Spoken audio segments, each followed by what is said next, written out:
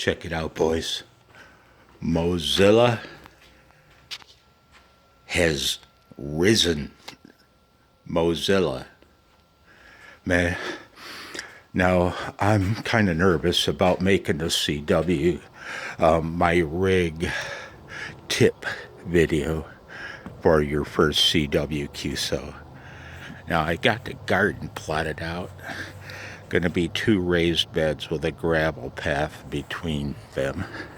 And so I'm babbling. And I'm going to make that part 2 video tonight. And but it's exciting, man. It's very exciting for the Michigan cacti. It's but a pile of junk. It's just a pile of junk, right?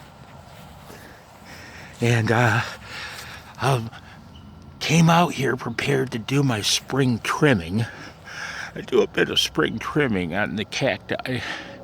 Come this glorious time of year, I'll bring you with me, man, at least for a second, because I got babbling to do. Now I'm very excited to show you. I'm very excited to show you the resonant frequency changes of the old cacti. What's going on, Mozilla? Yeah, I'm ready. It's go time. Hang on, man. Okay. Now, you want to know why I'm a nervous wreck, man? Because about those videos, man, I'm no teacher.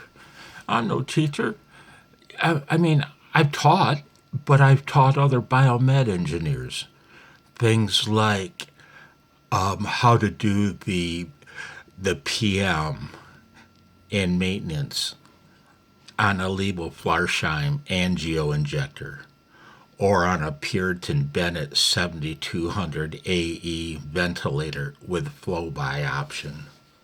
You know, put me in that realm and I'm fine. But also there's another thing. Those other biomed engineers, they were big boys. I toss my knowledge out to them, and what they do with it is up to them. I'm a nervous wreck, man. You guys that are learning CW that want me to show you how to make your first QSO, think about that. You want me to show you how to make your first QSO? Oh my God. Oh my God. I feel the weight of the world on my back. And it's not that. It's, I worry about you guys.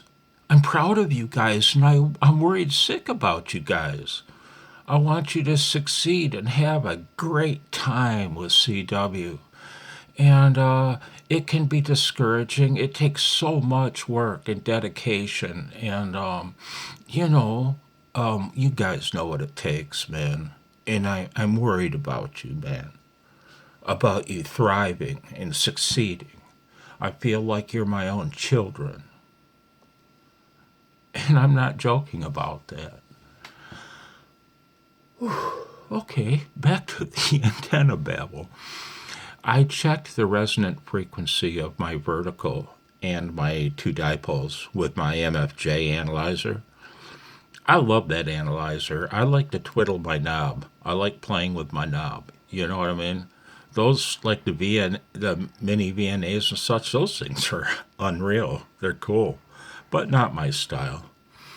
I'm a meter and knob guy, you know.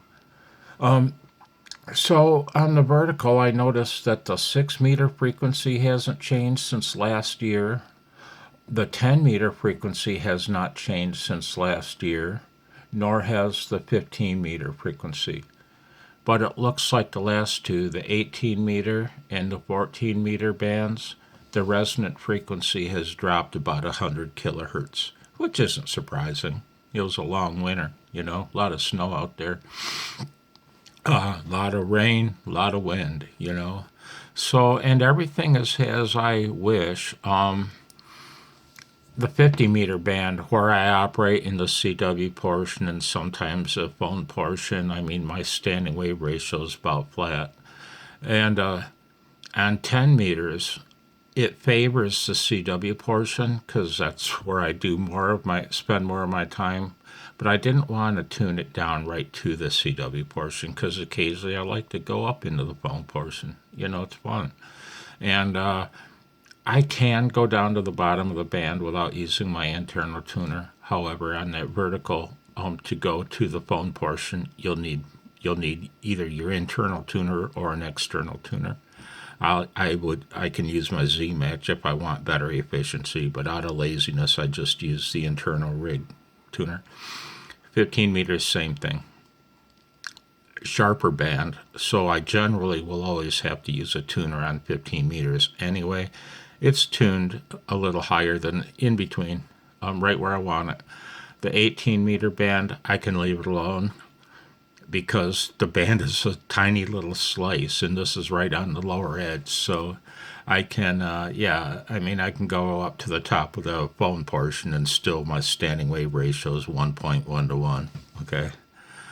Same thing with 40 meter or 20 meters. Exceedingly broadbanded, not worth messing with. At the top of the phone portion of the band, it's like 1.2 to 1. So, and down here, you can see my 40 meter dipole. What happened was I had the neighbor's huge limb fell off her tree, and it hung from my 80 meter end fed for a couple weeks. A huge limb too, man. Probably weighed 150 pounds. Could not believe the end fed wire supported it. But on the way down to the end fed wire, it took out my 40 meter inverted V up in the pine trees. And I put it back up, but the resonant frequency is now just a tad low. So eventually, one of these days when it's nice out, I'll go up and fold a couple more inches back on each side and raise the resonant frequency back up.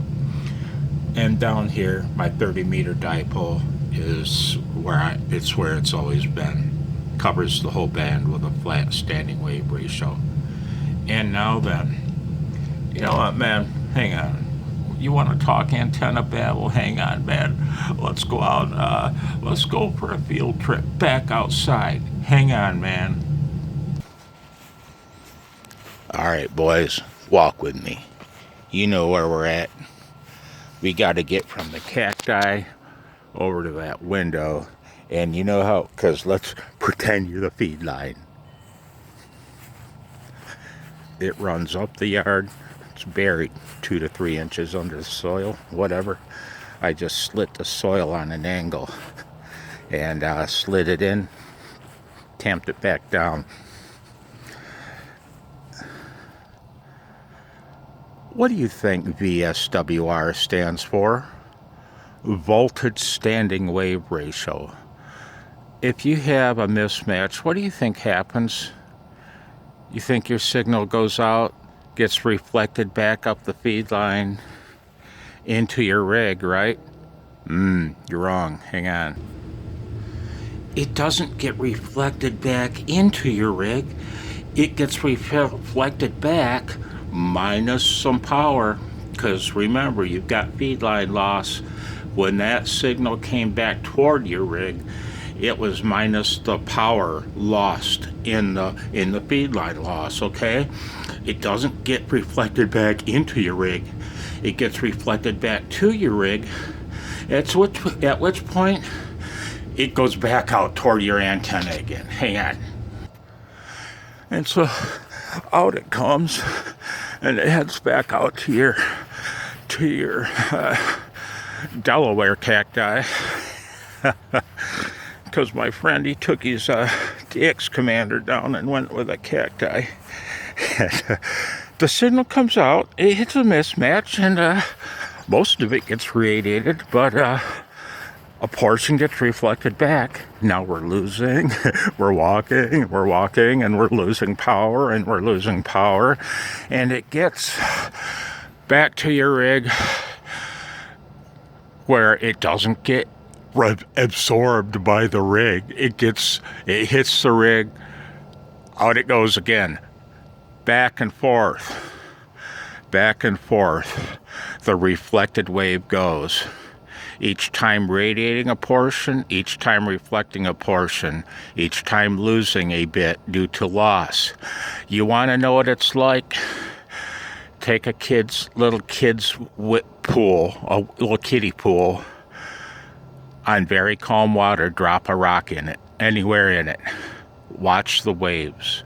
When they hit the edges of the pool, they reflect back toward the source, which in that case would be the rock. Where the rock hit the water, that's the source. The waves bounce back and forth. And hang on. Stop, you stupid furnace. I got babbling to do about SWR and the waves. Okay, boys. I can't move my pointer because it's hiding an ugly tobacco stain. And as we were saying, VSWR stands for voltage standing wave ratio. The real issue is voltage, not your finals overheating.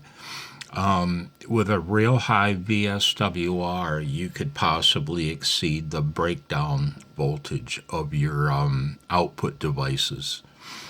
And like any wave, if this is your source, your signal going out to the antenna, then this is the wave coming back from a mismatch. If they're out of phase, they actually do nothing. They cancel one another. You know, you're having zero effect on your rig at all. But if they're in phase, they constructively add into a larger wave. No different than on an ocean. Those, I don't know what you call them, those freak transient waves that can come up out of nowhere on another otherwise pretty calm sea. Anyway, that's what happens in your rig's final section. It's the VSWR, the constructive addition of in-phase waves that are the problem. And unless things get real bad, at least, I don't know, I shouldn't say that. I don't know how sensitive these commercial rigs' output stages are to voltage transients. It's not a transient, but to voltage. Well, the rig's protected, you know. That's why it's protected. Anyway, yeah. Hey, check it out.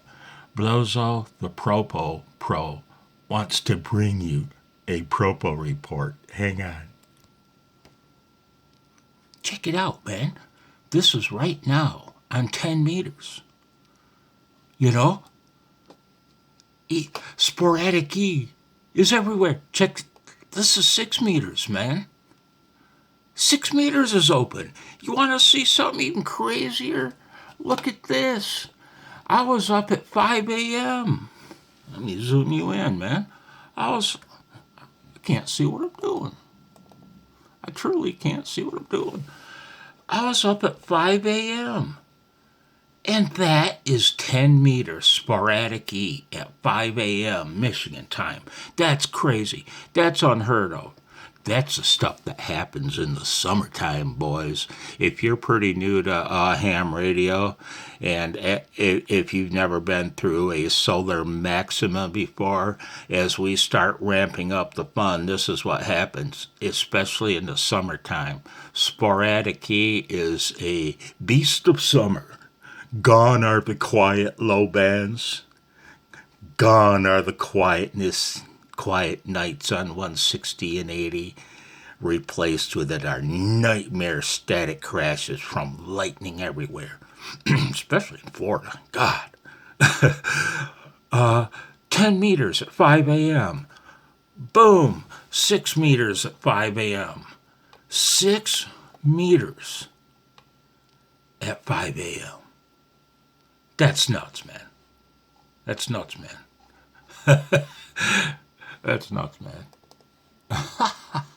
So anyway, that's Blowzo's Propo. Let's take a look at the numbers.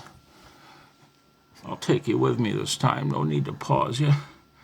You enjoy going on these little excursions.